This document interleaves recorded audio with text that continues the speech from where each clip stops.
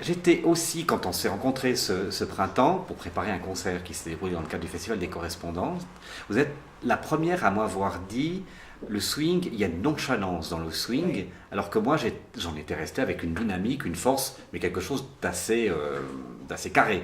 Vous dites, oui. Et là, vous êtes la première à m'avoir parlé de ça. Mais pour moi, c'est l'histoire des deux dimensions. Il faut les deux dimensions. Il faut quelque chose de carré dans la structure. Mm-hmm. Et je parlais du chanteur, en fait, du phrasé du chanteur ou du saxophoniste ou de la personne qui fait la mélodie. Si la mélodie est nonchalante, en dessus d'un rythme qui est tenu, c'est cette friction qui crée le swing pour moi. C'est comme j'explique souvent cet exemple à mes élèves, c'est comme la conduite en fait. On peut avoir le pied droit qui fonctionne super bien, on a bien compris ce qu'on devait faire avec la pédale, et le gauche indépendamment aussi. Si on ne fait pas ce mouvement entre les deux, on n'arrive pas à pas de dynamique, pas un réel équilibre dans certaines choses. Ouais. Donc si le swing... D'ailleurs le swing, on ne peut pas l'écrire, on ne peut pas écrire. Heureusement. Non mais sérieux, si on essaie d'expliquer le rythme swing, on ne peut pas.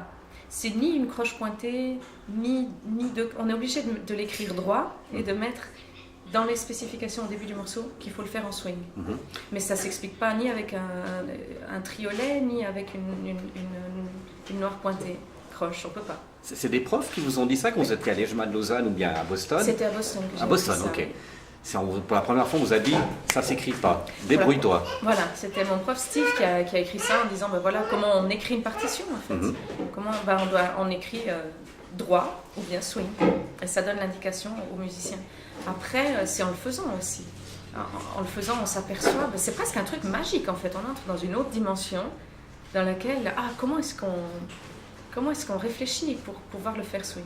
Et puis après, c'est en écoutant des grandes chanteuses comme Billie Holiday, Ella Fitzgerald, où je me suis aperçue qu'elles ajoutent une certaine nonchalance, comme si elles étaient un tout petit peu en retard. Et si on le fait pile dessus, ça swing juste pas.